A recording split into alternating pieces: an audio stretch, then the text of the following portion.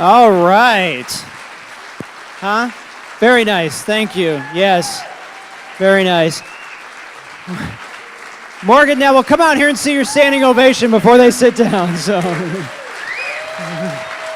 thank you. We need to bring out yes, Miss Lisa Fisher. Lisa Fisher, come on out.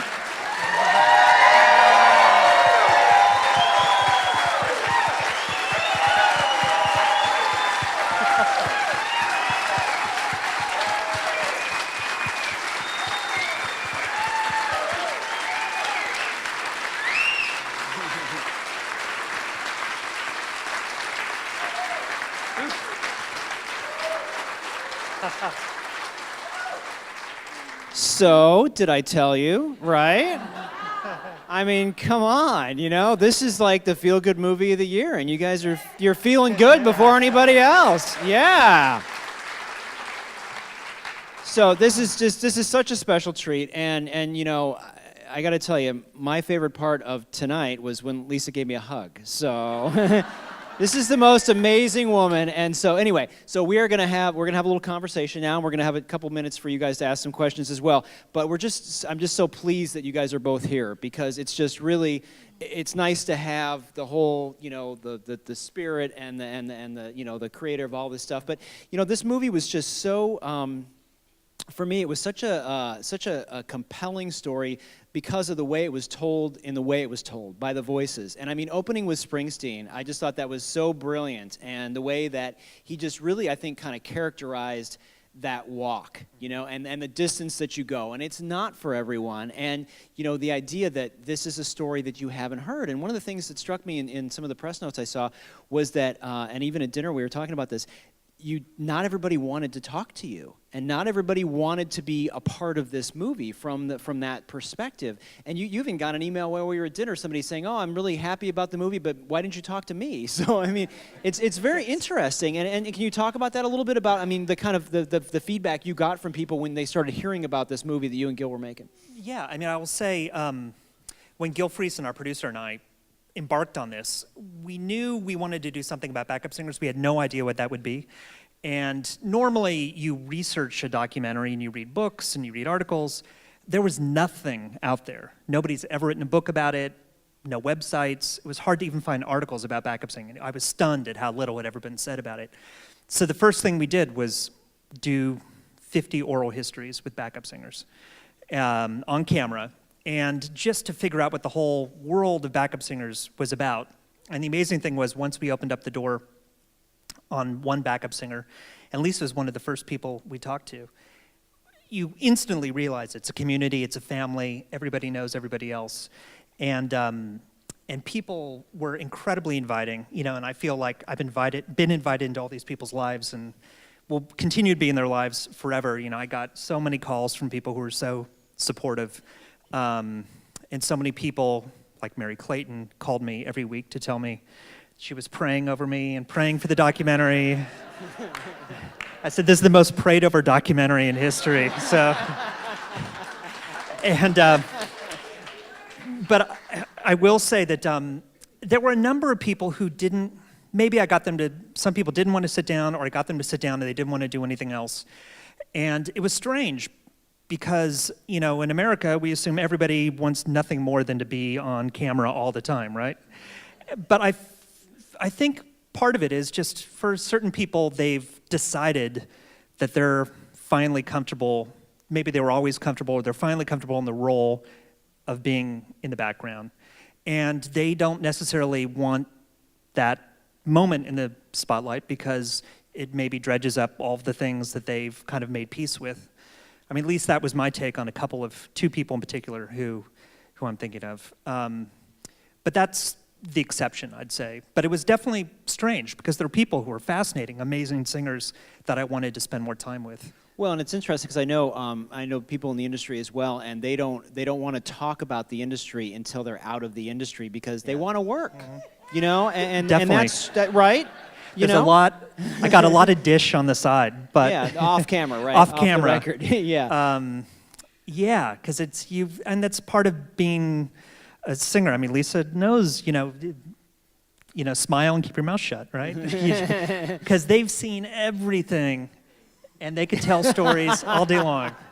So who can you dish about, Lisa? No pressure. But what's that responsibility, I guess, is a backup singer? It's like protecting your child. Being a background singer, it's a protective and supportive role. It's a trusted role.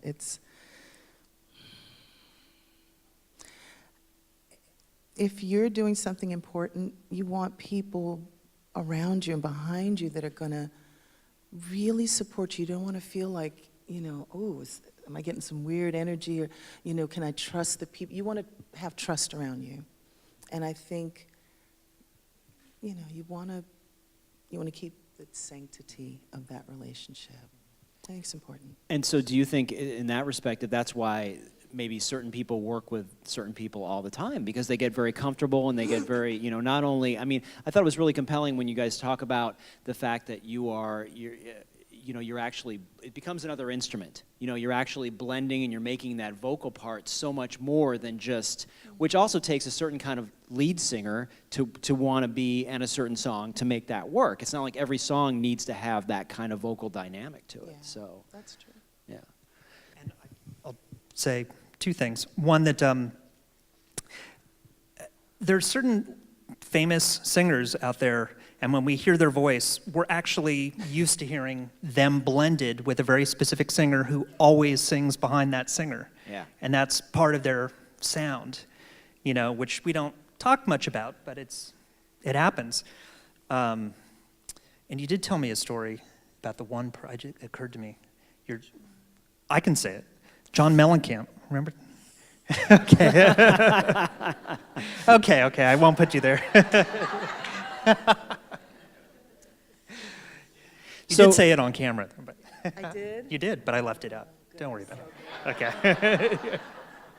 See, I feel like we should kind of pay homage also to Gil, because he was your partner in this endeavor, and he passed right before Sundance. And so you mentioned that he had actually seen a final cut of the film, and this was really a joint effort, and so it's kind of sad that he's not here. But it's as amazing as the experience has been with this film.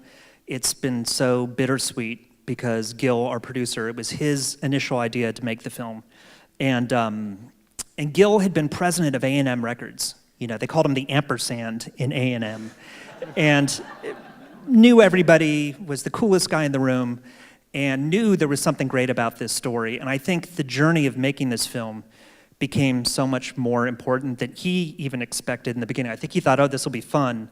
But then seeing the gratitude, not only reconnecting with his life in the music industry, but the gratitude of so many people to have a platform to tell their stories, was just touching over and over.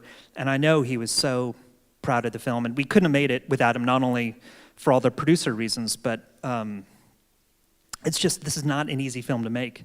It took a lot of Rolodex work, and Gil was a master at it. This is, was incredibly, films like this actually don't get made very often because they're so difficult to make. And Gil was behind me 100% of the time. So, I wanted to touch on too, on the whole notion of the idea about so many singers coming from a church, from a choir background, and really kind of bringing a whole different perspective to rock and roll, and maybe kind of, I'm trying to wrap my arms around what that was, and I've seen the movie a couple times now, and it's interesting because I don't think rock and roll would be what rock and roll is without that influence. And that's what I think is so compelling, is that is a story that isn't told. You know about the guitar guys and you know about the whatever, but from a vocal perspective, you guys kind of took the 50s rock and roll, that I guess, Elvis stole and everything else, but and you kind of turned that into something uniquely American, like jazz and like something like that. And I think that's a really compelling thing that really nobody's put their finger on until this film. It's you did the work. We just spoke from our hearts, really, and just putting it all together in a way that makes sense to people. Well, one thing is, Lisa, as you say in the film, you were a disciple, a protege of Luther Vandross. And Luther is such the Pied Piper of backup singers. You know, his name came up more than any other person making this film.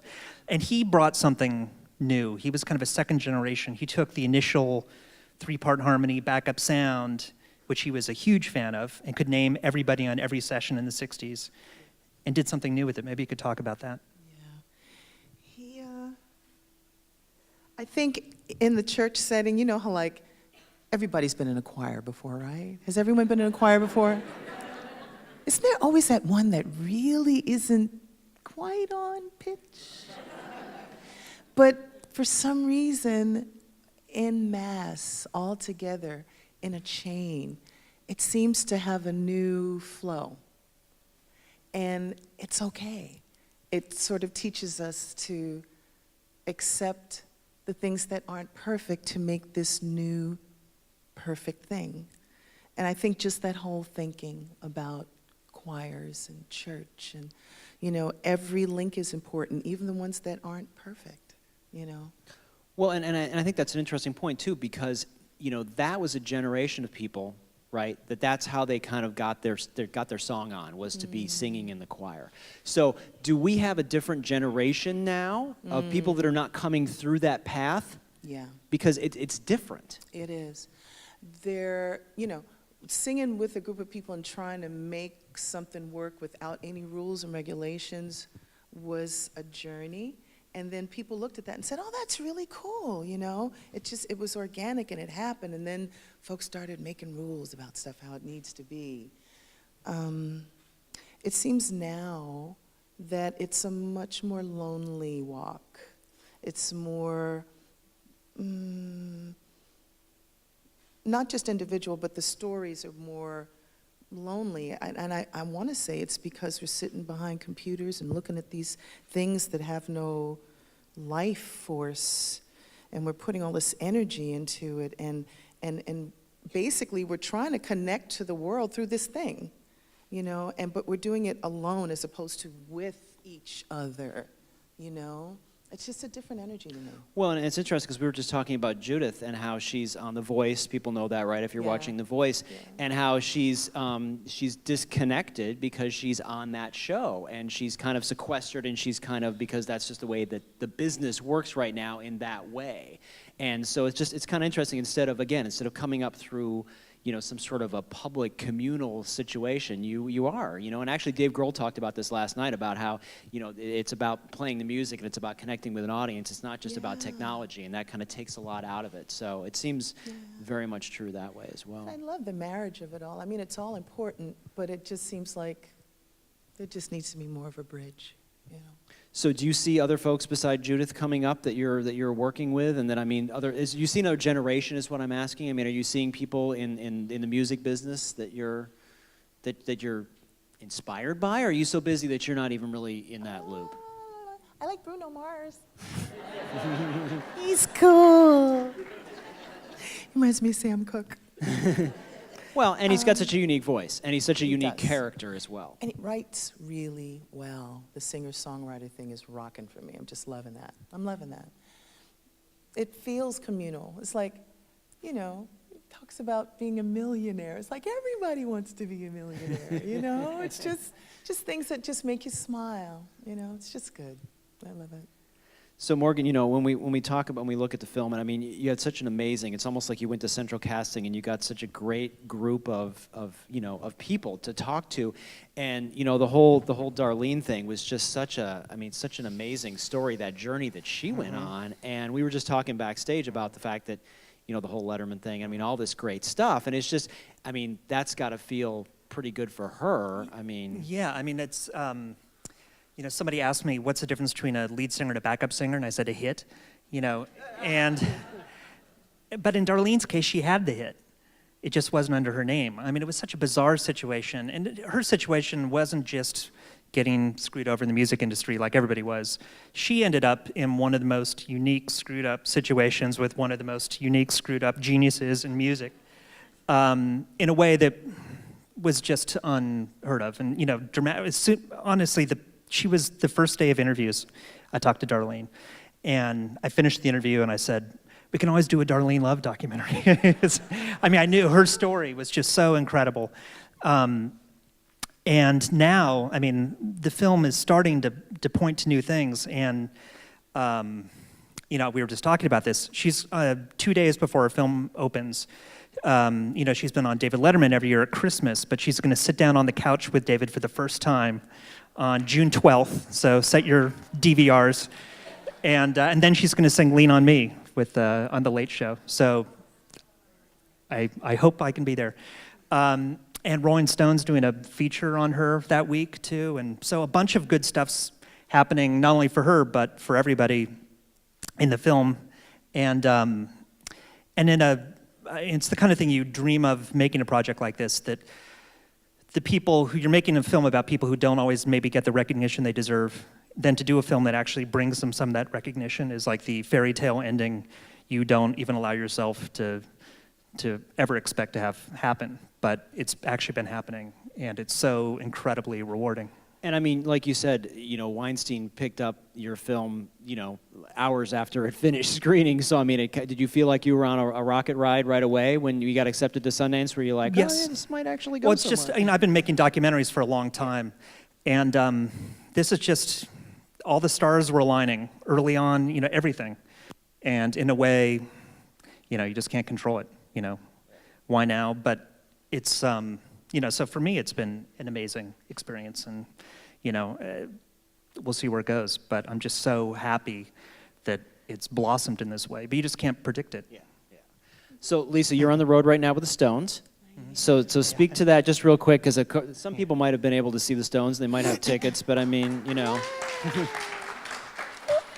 Oh, she's got the T-shirt! Yay! We just started. I left New York 28th of April. No, 21st of April, and I rehearsed like 10 days, and I was freaked out because, you know, Mick is, you know, he's skinny and fit, and I'm showing up, and I've got 10 days to pull it together. And so I pull it halfway together, and it's been going really well so far. I'm really excited. Yeah. The audience. It's all about the audience, though. It's about seeing their smiles and just him relating to them. That's exciting for me. That's the best. Thank you. So we're going to take a couple of questions from the audience, and then Lisa is going to sing us something. So, you know, how is that? So let's take a couple of quick questions. So somebody right here in front, sir.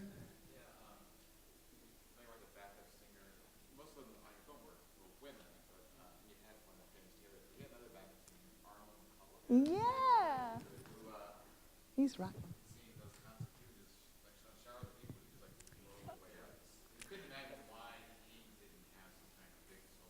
I know, and I actually interviewed Arnold. And I've known Arnold because I did a documentary called Troubadours with James Taylor and Carole King, and I actually documented the whole tour they did together, and I got to know Arnold really well. And Arnold's an amazing singer.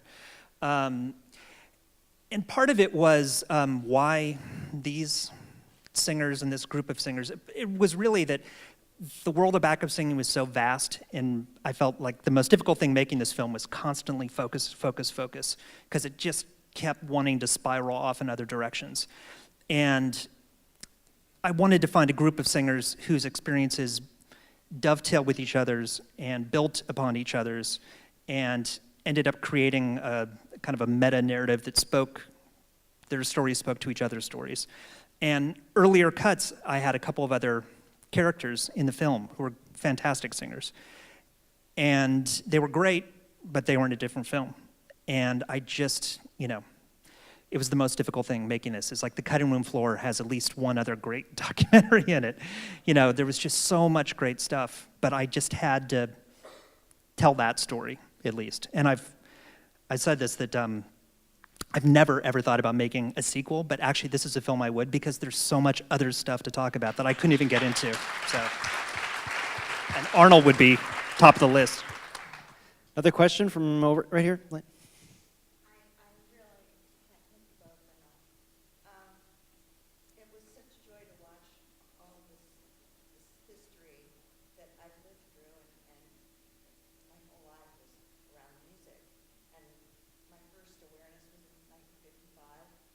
dad brought home 45 every week. And then all the way through, and almost everybody that you ladies sang with, are musicians I've gone to see many times. And I started thinking about, how you sometimes know something without knowing it. And growing up as a teenager in Texas and listening to music as a way of escaping my life, and I realize now, that what you contribute to the sounds that I grew up with are what makes it so different than it is today. And why I love it so much more than the music I'm doing today. And I'm so hoping everybody in this audience votes for Judy Hill the next time you come by. She's amazing, but thank you both very much. I mean, you're Wow. Thank you. Project loud.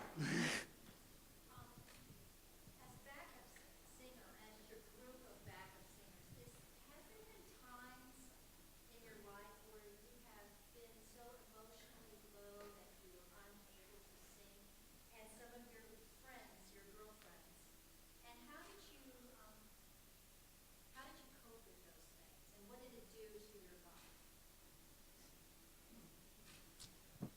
There was, I was working with Luther Vandross, and the drummer, Yogi Horton, committed suicide. He jumped from a hotel window 17 stories to his death. And before that happened, I could see him unraveling, and there was nothing anybody could do about it. And, at that point in my life, my mother had already passed away when I was 17, my dad had already passed away. So I figured, I am familiar with loss. And, we don't like to deal with losing anything, but the truth is, this is just borrowed time, And so I try to make the most of it, but it doesn't make it any easier. So on the day of that show, there's a new drummer. Luther had to decide whether or not to cancel the show or to continue doing the show, and he was a professional and he did it. And some people were upset about that decision. Either way, when we went on stage and I'm listening to this other drummer with a different feel and a different time and space of when a beat should and shouldn't happen, and doing his best. I had the makeup on, I got the dress on, I'm trying to be cool. I bawled through that whole show. And I get emotional talking about it now. Sometimes you just have to feel it. Some things you just gotta feel to appreciate being on the other side of it.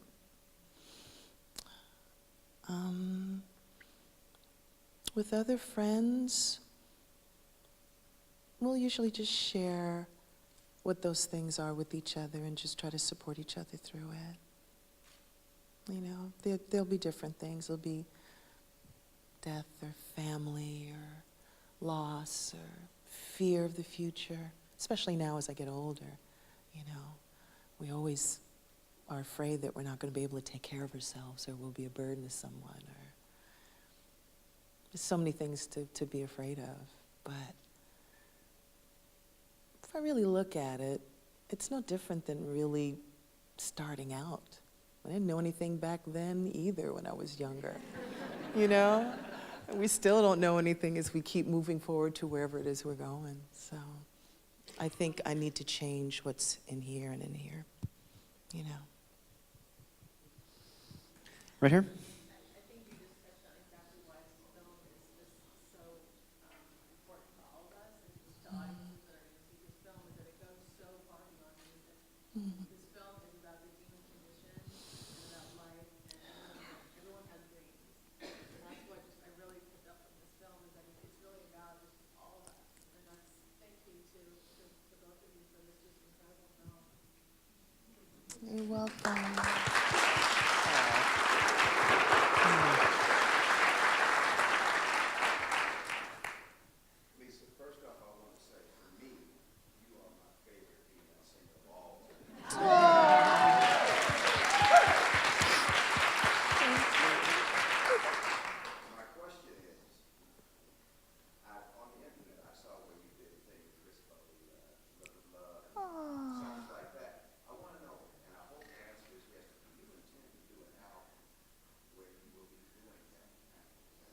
I'm feeling that's where my heart is headed.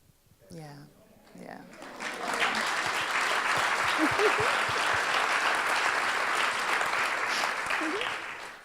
What advice can you give a young producer who grew up listening to this influenced by the family to live that bridge that you were talking about that's missing? What can we do to get that feeling back into you? What I would love to see is a fairness. And I mean that in the sense that you see through time that, some music was songwriter driven, and some music was producer driven, some was band driven. And as you go through, you think about, Jam and Lewis and different eras of people that presented music, that it was more driven by particular power. And what I would love to see is just a collective of producers and artists and songwriters and kids on the internet and people that don't sing, poets and artists and magicians, and just all these people, all these entities, dancers, everybody coming together to just make this presentation of something to share with the world. The money will come, all that other stuff will come, But I think if you have the energy, because it's going to take a lot, to sort of keep the egos and the fears out of the room long enough for what is supposed to happen, the rest will come. I think it'll come. Let me take one more question, and then we can get Lisa to sing for us. Yes, on the end here? I'm just wondering, I heard one of the women say that as part of her story, she had a moment where she realized that all of this work and passion and love that she had put into creating a project of her own, that didn't necessarily equate to her version of success. And that realization that she put her heart and her soul into it, and it didn't come out the way she thought it would. Do you think that has that been part of your story, and did that just take a redefinition of your own success? I think Mary knew what she wanted to do. Mary defined who she was by just being her. In my case, I blended into what people needed as a background singer.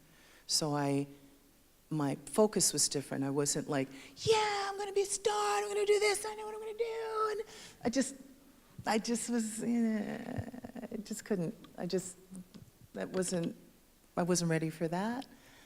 But, like during the session times, we would do these sessions for producers that would write a song.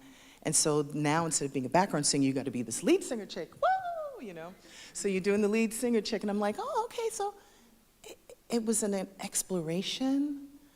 And then when people would say, oh, you should do a record, I was like, okay, So it was a different, it came from a different place. She was ready. I don't think the world was ready for her, but she was ready. And I think I just wasn't ready at that time. I think now that I'm just, I don't know, more settled in my skin, just more at peace with the idea that I can't be everything to everyone as much as I would like to. That it's okay to just be me. It's really okay. And so now I feel ready. But back then I was just like too freaked out. Just freaked out. And the good news is, and Morgan shared this with us a little while ago, there is a soundtrack in the works. So that's pretty cool. So Sony's going to be doing that. So all these wonderful things that we're hearing, we're actually just clearing up some final music rights. And so is that something in the fall, do you think? Or In June. Excellent, excellent.